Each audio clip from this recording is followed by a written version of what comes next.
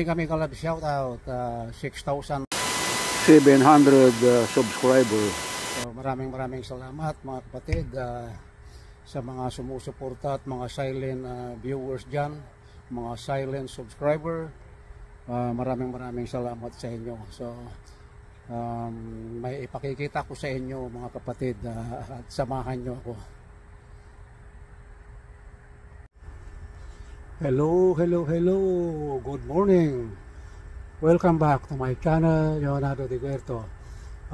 Andito ako ngayon sa aking sweet cherry tomatoes.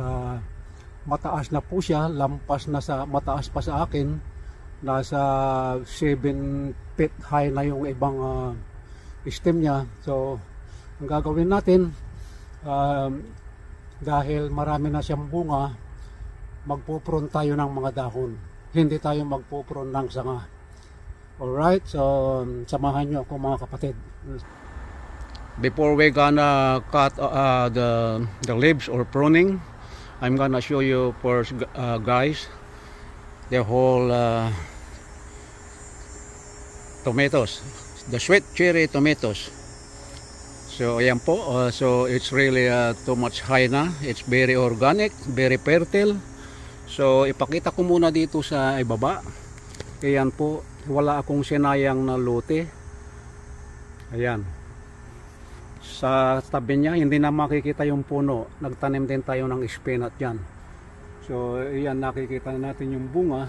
Mamaya pag nakat yan, of course maglalabasan na yung mga bunga. So ayan po ang itsura niya. Ayan, dito sa side naman, sa tabi, nasa tabi ng kubo ito. Yan o, ang taas niya o. Yan, so ang dami na talagang bunga. So ayan, so uumpisahan na po natin ang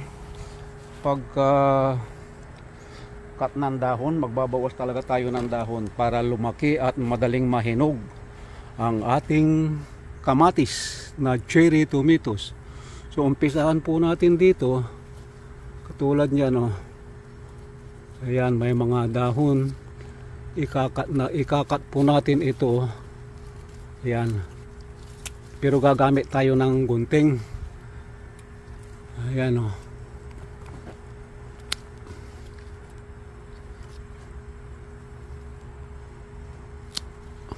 Alright.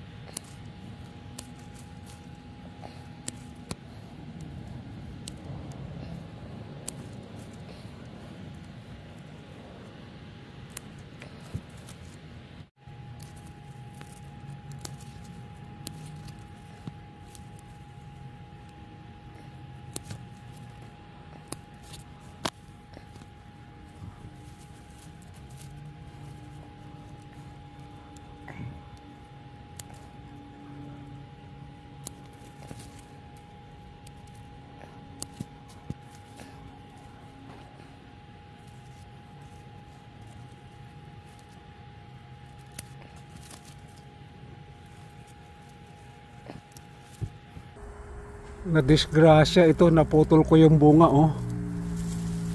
Saya okay lang. Akala ko dahon, ano kasi, siksikan eh. So ayan po oh. Naputol ko. Oh, sayang oh, ang dami-dami pa naman bunga oh. Hindi bale, pwede namang ano yan, isaw-saw sa asin. Parang salad na ano, hilaw, parang mangga. Okay. So that's it. Trimming leaves are already done. Pruning pa rin. So yan oh, lumitaw na yung mga bunga. Yan mula dito sa puno, yan ang daming bunga. Dito yan sa gilid ng sa wall ng kubo, yung shade. Tapos dito naman tayo sa kabila. Yan yung mga nakat natin mga dahon. So ayan oh, lumitaw na yung ating mga cherry tomatoes. Ayan oh, ang dami oh. Ito yung nakat by accident oh. Oh, ayan, ayan ang mga bunga oh. Tingnan nyo yan oh, naglitawan na. Grabe oh. Last year nagtanim din ako ng ganito, isang puno lang, mahigit 400 ang bunga. Ayan. Yung ating spinach pwede nang anihin. So ayan po oh, grabe. Ay ito grabe ito oh, kumpul-kumpul oh. Oh. Oh. Kaya ito itinatali ko yung mga branches niya at saka may mga puno ay may mga bunga mula puno para hindi siya matumba yung kamatis. Kaya pinaakyat. We need a trellis. Ito pa oh. Ganda oh. Malapit na anihin to. Maganda pa ang panahon. Parang summer pa. Akala ko nga magtataglamig na eh. Ito pa sa kabila.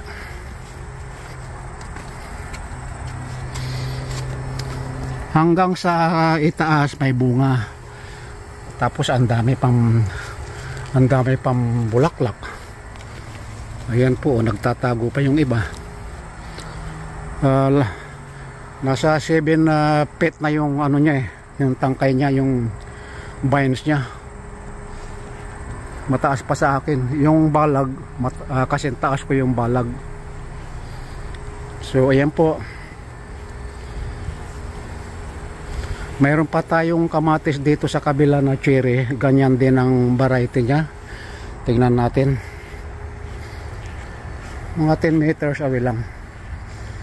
Ito. So ang dami rin bunga ito.